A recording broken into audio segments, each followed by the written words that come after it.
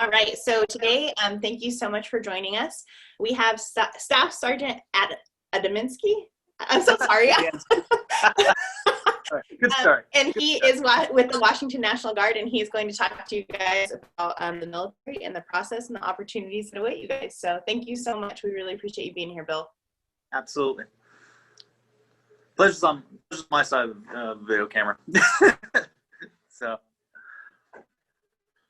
we good to go. I see icons. There's some people. There we go. We are all good to go. All good to go? All right, cool. So can everybody hear me? Or I see a lot of mics off or whatnot. So again, my name is Staff Sergeant Adamski. First name is Bill. You guys can call me Bill. I am a recruiter for the Washington Army National Guard.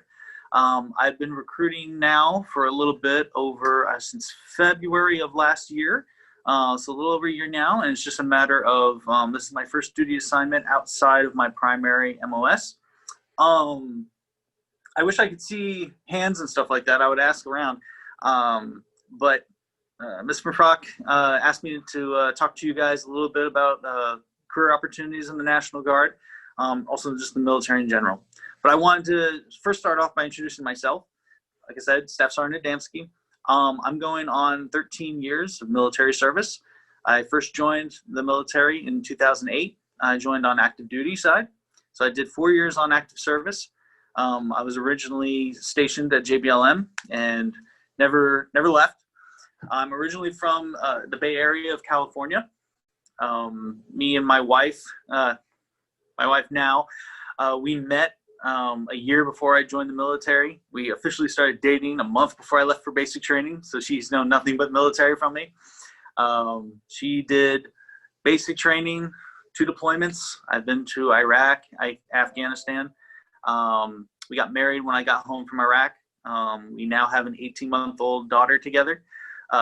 She calls her a little tornado. So it's entertaining at home when I come home. I ended my active duty service in 2012. I did my 4 years. I was in Afghanistan at the time when I decided not to extend my contract. And my major decision on that was the fact that I wanted to get to school. I wanted to finish my education. I did that. I left active duty in 2012, and I joined the National Guard at the beginning of 2013. I've been in the National Guard ever since. Originally, I went from active duty full-time, so it's Monday through Friday, nothing but military, nothing but Army. My original MOS, military occupation specialty, that's what we call our jobs. When you hear MOS, is 11 Bravo. I'm an infantryman. I've been an infantryman all my career. I did that when I came over to the National Guard as well, and when I first started school. In 2012, and the end of 2012 into 13, that's when I started my education. Got my associate's degree in 2014, South Puget Sound Community College. Totally recommend that school. It's a very good school, military-friendly school. And then I transferred over to St. Martin's University. My bachelor's degree majoring in history, minoring in political science, 2016. And I just recently, so done with school. I know you guys have 4 more years left. Keep going.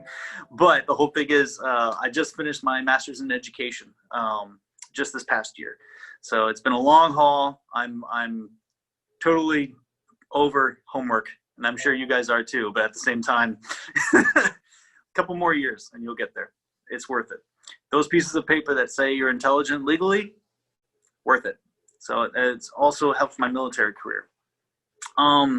So in the military, right, especially in the National Guard, there's a lot of opportunities in cross-training. So it's just a matter of what you learn in the military and the training that you receive with us can transfer over to the civilian side of things, right? The military is not for everybody, right? That's the God's honest truth. The military isn't for everybody, but at the same time, it can definitely assist in your career goals, right? You guys are freshmen in high school, is that correct? Everybody?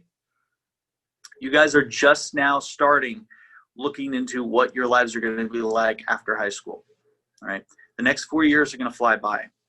right now, I want to commend all of you for continuing on and doing what you need to do in a very hard time right now. We are all being challenged right now by this pandemic. The vaccine is coming out. Everything is going to be all right in a few coming months, and I'll be able to talk to you face to face, which will be great, and in person. The whole thing is that being able to adapt and overcome life challenges, that's a big thing. You guys are doing that right now, so I commend all of you for that. At the same time, I'd like this to be an open discussion. So at any given time, if anybody has any questions regarding anything whatsoever, including life advice, been there, done that, please feel free to chime in. So this talk asked me to kind of describe what the process is in joining the military. So across the board, no matter what branch of the service that you are looking at, whether it's National Guard, Army, active side, Navy, Air Force, Coast Guard, Marines, right? The whole thing is that when you look into enlisting into the military, we go by 8-year terms. Everybody serves 8 years. Now, how you serve those 8 years depends on, is what we call how you serve on your active drill status, like for the National Guard, or active duty time, your initial contracts, right? So we can split that up. So you take those 8 years, and maybe you want to do 4 on active drill status. So that's 1 week with the National Guard. That's 1 week in a month, and 2 weeks in the summer. So where you're putting on the uniform and doing the job that you choose to do. And that's a big thing. Doing the job that you choose to do. Okay, some of the services and some of the branches give the opportunity to apply for jobs, but with the Army and the National Guard, we actually put it in your contract of the job that you choose you want to do. So our job as recruiters are to take what you want to do and try to mirror it up to a job in the military as best as possible. Or maybe you want to do something different. That's completely up to you. But that 8-year term is broken up into your active duty time, right? Now, the more years that you do, or more years that you choose to do, the more the incentives that you get, okay? We typically encourage our applicants to do 6 years. Now at 6 years of 1 week in a month, 2 weeks a year, which flies by, that's when you are eligible for Veterans Affairs benefits, right? So VA benefits. This is where you get home loan, full GI Bill, and also a business loan if you want to own a business later. Me and my wife just bought our first house, 4-bedroom in Yelm. Would not have been able to do that without without the VA home loan. And there's very good incentives with that. So if your mindset is what you want to do in the future, military is definitely something that can give you a good foundation for that. So the process of enlistment, obviously having a conversation with your recruiter, looking up who your recruiter is in your area, right? So you can go online and Google whatever service that you are interested in, and our names assigned to a certain region and area will pop up. For the National Guard, if you guys are interested, my name will pop up. And also Ms. Finfrock will have my information. You guys can reach out to me anytime.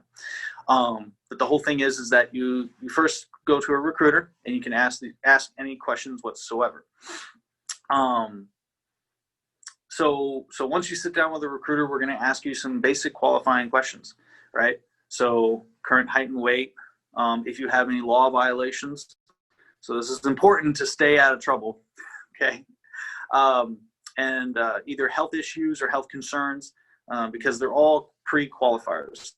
The military understands that it's going to take a toll on your body, but the whole thing is that we want you in tip-top shape so that you'll be able to do the jobs that you want to do, okay?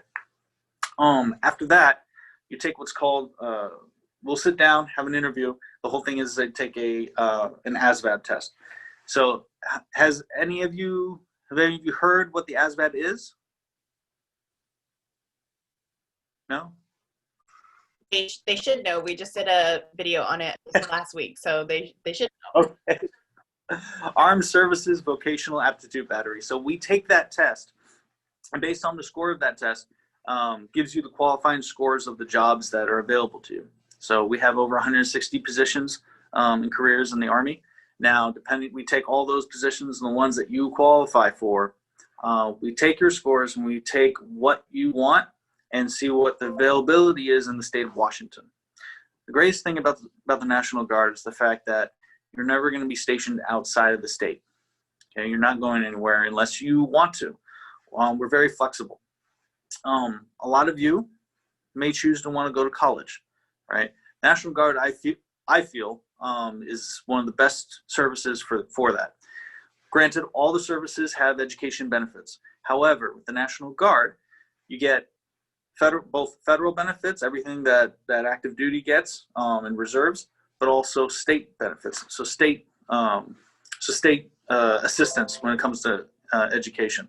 Also, majority of state schools and private schools here in Washington State offer tuition reduction just for wearing a uniform. So up to 50% of your tuition in college is already reduced just for having a part-time job in the National Guard. And as I said, you're stationed within state, never out of state. In saying that, a lot of you might be thinking of going to school outside of the state of Washington. That's possible too.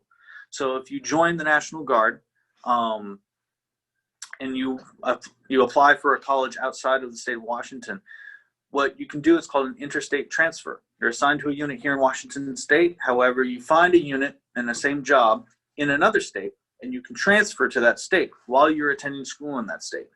If you are a resident, you're going to be living there, going to school. You can also do your service there. Minimum qualifications for joining the National Guard: you have to be age 17 with parental consent.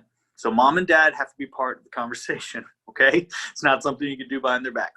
But at age 17 with parental consent, you can join the military, the National Guard. Now, a lot of you will be juniors at that time. We call this split option enlistment. It's split option because at your junior year at that age, you can enlist, and upon completion of your junior year, that's over the summer, that's when you would report to basic training and complete your basic training. You'll come home, have some money in your pocket, which is nice, and then begin your senior year. Do your senior year, graduate on time, and then once upon graduation after senior year, that's when you report to what's called AIT, Advanced Individual Training. That's when you learn how to do the job that you've chosen to do. Again, there's that phrase again, right? The job that you've chosen to do. Basic training lasts from 10 to 13 weeks. AIT can last anywhere between a few weeks to up to a year, depending on the job that you've chosen to do. Right? Again, varies with what job and career path you choose. Now, one fundamental difference between the National Guard and the rest of the branches, right, is that if you choose to enlist while you're still in high school, your time in service starts as soon as you leave the MEPS building and swear in. All right. With the other services, you go into a program what's called the DEP, Delayed Entry Program. So you are enlisted, you've joined that service. However, your contract time and your service time hasn't started yet. It starts when you report to basic training, typically after graduation, right? With the National Guard, your time in service starts the day you leave MEPS building. If you enlist at age 17, your contract and your time in service starts at age 17. Your also military pay and benefits start. And you go from an applicant to a soldier status, and we go into what's called the RSP program. It's Recruit Sustainment Program. Our job then becomes being your recruiter to being your team leader. My job then becomes getting you ready and mentally prepared for basic training. So the whole thing is we're going to teach you basic skills, basic marching, basic soldiering skills, how to properly wear the uniform, exposure to military equipment. Now, you guys may have noticed my office, right?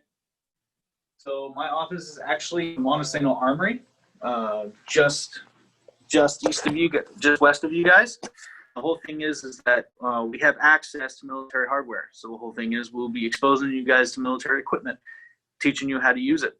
And again, the whole premise is getting you prepared so it's not a culture shock when you hit basic training.